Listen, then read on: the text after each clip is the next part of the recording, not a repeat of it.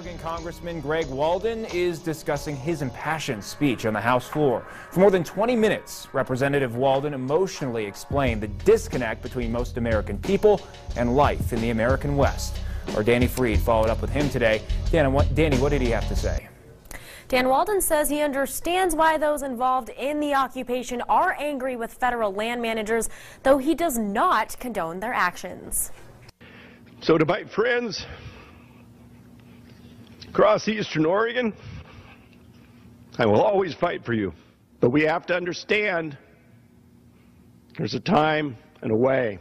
A tearful Congressman Greg Walden took the House floor last night to demonstrate to the nation what led to the situation happening in Harney County. I think I touched a chord, but beyond that, I hope I helped educate my colleagues and those who aren't familiar with that ranching way of life, just what's going on out there. In his speech, Walden said Dwight and Steve Hammond are part of a ranching family he's known for over 20 years. The Hammonds are in prison tonight for setting a backfire that they admit to that burned 139 acres.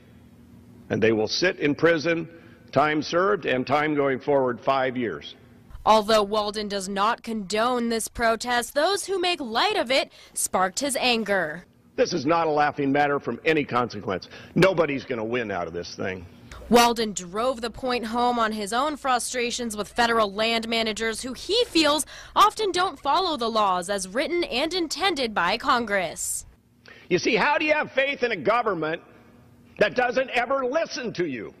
Walden's emotional speech sparked lots of social media debate, with many people praising Walden for speaking on behalf of the people. What I said resonated, and I'm glad it did. I hope I gave him some hope.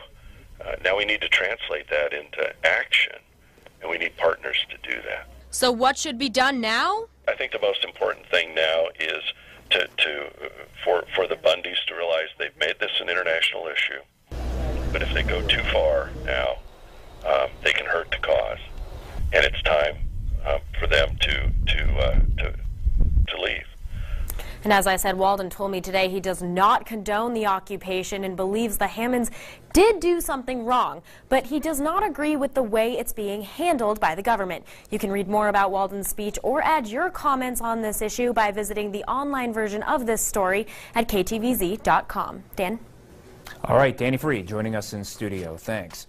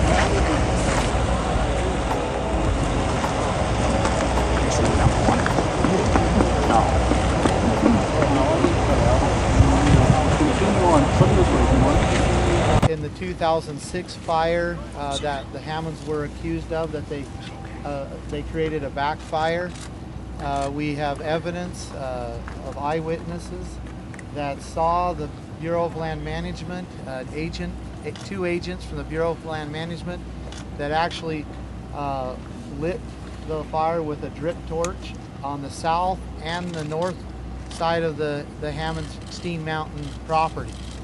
And because of this fire, it threatened the winter range of the Hammonds, and the Hammonds lit the backfire.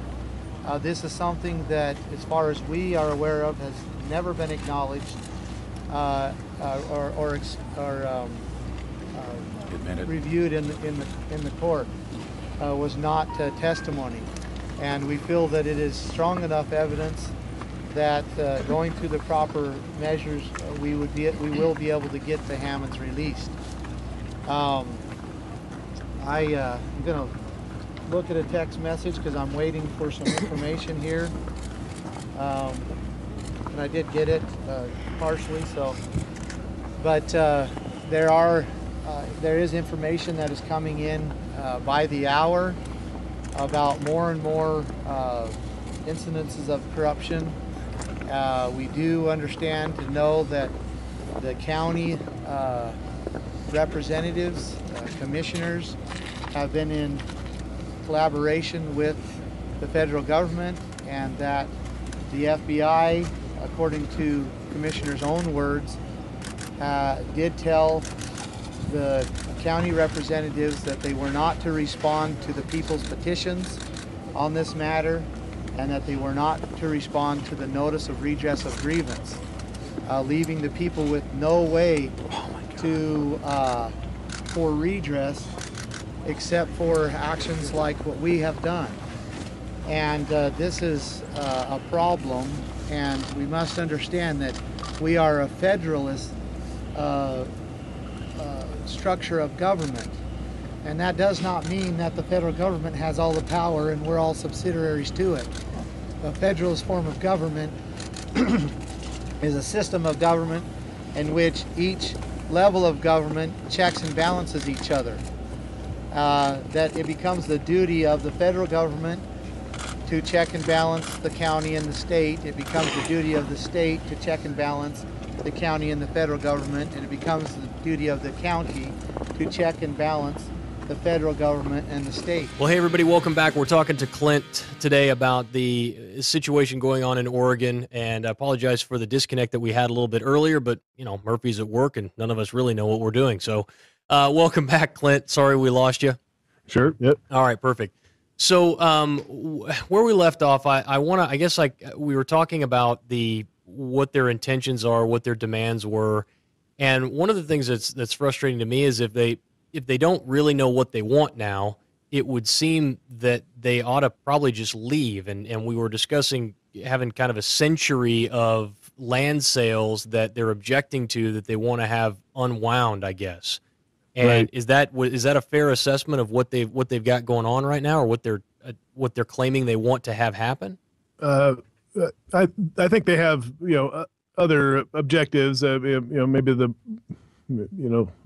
one of them, which might have a better chance of succeeding, is that they're hoping to get local ranchers to do what I guess the Bundy family and this Lavoy Finicum is apparently a neighbor of theirs in Nevada, although his ranch is in Arizona. I guess maybe it's on the state line. Mm-hmm. Anyway, they have sent a letter, I guess, to the Solicitor General in the United States, thanking them for management on their range land or their grazing rights, but their services won't be needed anymore, and that those rights belong to them, but the land belongs to the state or to the county rightfully, and they won't be sending grazing fees to the federal government, but they would pay a production tax at the county level. And that they would support any rancher that's willing to take that kind of a stand.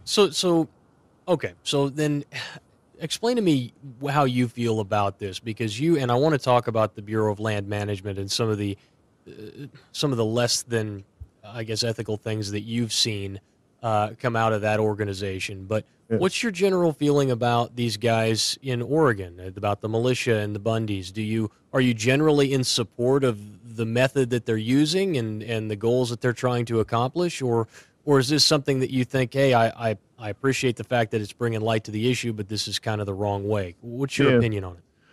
I don't know. It'll a lot depend on how this winds up. If they can, stay committed to nonviolence, I don't think anybody, needs to die, over this. I think, for me personally, that would be important. But, that said, I certainly am, in the camp that thinks that, try to get it, this, Democrat or that Republican president, elected or forming another interest group and talking about it, those kinds of things, haven't worked for, decades, in my opinion. And, so I do admire people who are willing to get off their tail and do something that is nonviolent. For sure, that's how things have often gotten done. You could argue, a lot of the many important things have been done that way. In history, people breaking the law, to forward an idea. Yeah. So I admire that. So you don't see these guys as opportunists then. You really see them legitimately as guys who have just had enough. Yeah. And they're willing to draw a line in the sand and say we're gonna make a statement here, and we're gonna see if we can cause some change in the only way that we know that we have left. I think they're genuine, that far. Certainly there's an element of opportunism here because they've seized on the Hammonds case, and I suspect they'll be looking for other opportunities around that are getting some attention, or where there's a personal story that that they can sort of rest a case on. Certainly, but I don't whether that seems like a fair way to That's right. That is a fair way to say it. I think that there's a difference between being an opportunist and just like Al Sharpton, for example. Yeah. Right. And being someone who recognizes that it sees a wrong that they're attempting to right, and there's not certainly these guys don't have a financial incentive to do it, and I just think that I'm pleased to hear from you that in your estimation, having been out there, that these guys seem like they're on the level, like they have legitimate grievances, and they don't really see any other way. Yeah. And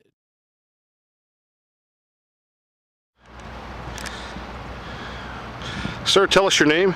Jason Patrick. Jason, what brings you here, sir? Well, it started with the Hammonds, and now it's about Harney County public lands. For people that are watching this and listening at 580 KIDO, what's really happening here? What is it about Harney County that you want to share with us right now? Well, it's not just about Harney County. It's about constitutional rights. The Constitution matters. But what happened to the Hammonds sort of being, they went in and they got a fine and they had to serve time, and then they were out for 2 years trying to get back with, on with their life, and the government comes back and gives them, the balance of 5-year sentences, which is 4 years for one and more than 4 years for the other, is double jeopardy, and just a multitude of grievances that were submitted and never redressed. Isn't it amazing today that here we have these folks and it's against the law as far as double jeopardy, and that's what's happening? Yeah, definitely. I mean, it's just ridiculous. Not good at all. For people that aren't familiar with the Hammonds, can you describe how they're viewed here locally? Oh, everybody seemed to know them. I mean, they donated to a lot of different clubs and schools and things like that, and just I didn't find anybody in town. I got here on the 8th, anybody in town that thought what was happening to them was right at all. So, what's the day like here? It's like a lot of press, but there's locals meeting and a lot of communication going on with local residents and local people, and press conferences. What's it like dealing with the press? It's okay. I know what they want to get to the story and talk to everybody and everything, and I understand that. But given the balance, the particular balance we're in right now, it's a little awkward. I just soon open it up and everybody see. But based on the situation we're in, it's just a little awkward. The environment here, what would you like to say to people that have been following the story nationally? Is it calm? Here's calm, peaceful, great. High spirits, looking forward to the residents of Harney County getting their rights back and things like that. So, unfiltered, uncensored. Final question: what would you like to say to folks right now? Hey, truth, love, and unity. God bless. Thank you. Thank you.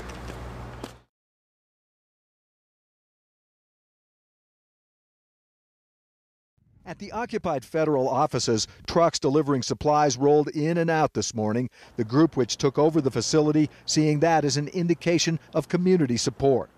We also appreciate the advice that the community members have given us about how to reach out and how to share our message so that other community members will know that we're not about fear, we're not about force, we're not about intimidation. But nearby Burns is a town split by the protest. You'll find signs of opposition posted in some places, many people saying the cause may be important, but the tactics are wrong. Jake Mesa came to the protest site late Monday night to get answers, worried about what the long-range plans are and what could happen here.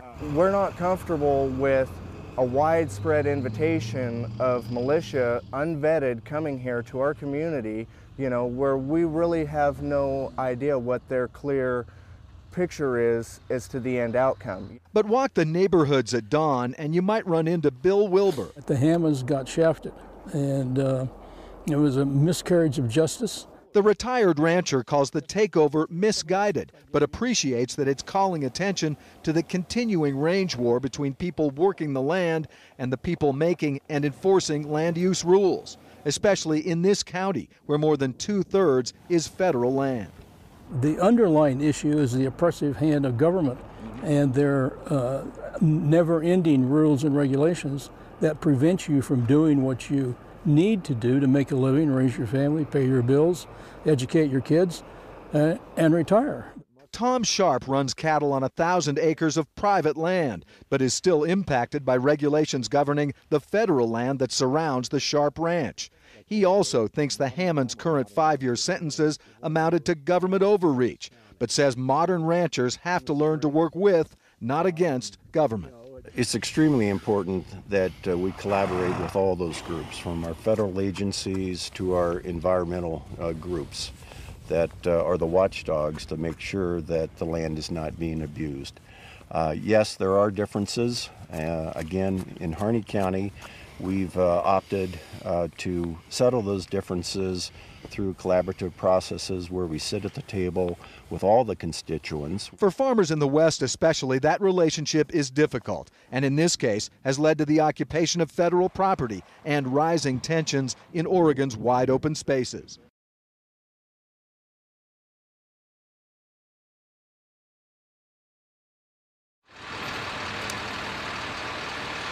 Well, what's your thoughts on this, sir? My thoughts on it is I wish the community would have got behind the Hammonds, behind the Bundys, and we would have went against the federal government because they need to be taken to their knees. They're taking and taking and taking from us. We go up snowmobiling and they tell us where we can ride and how we can ride. It's ridiculous. I wish the community would have got behind it, and I wish it would have been I wish it would have all around been better. What's happening here right now? Right now here, the community's real divided because we didn't get a lot of information before it came to a head. And this is a very poor community. Our timber, we used to be big money in this town. We used to have good timber, good jobs. Now we have nothing. All we have is tourists. It's the only thing that keeps us alive is motels and convenience stores. What was it like last week with the march and statements from the sheriff? And from a local reaction here, sir?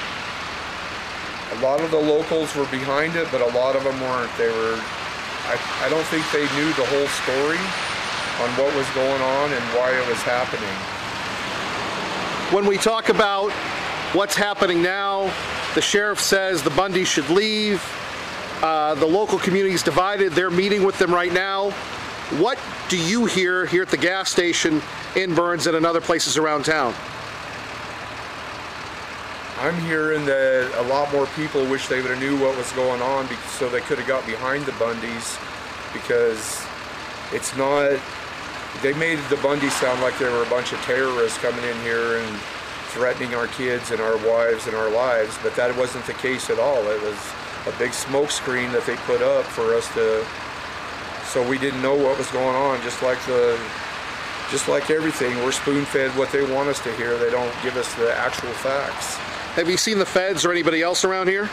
I haven't seen them. Anything else you'd like to say to the folks in America and Idaho right now that are getting their reports from television and radio outlets that may or may not have the whole story?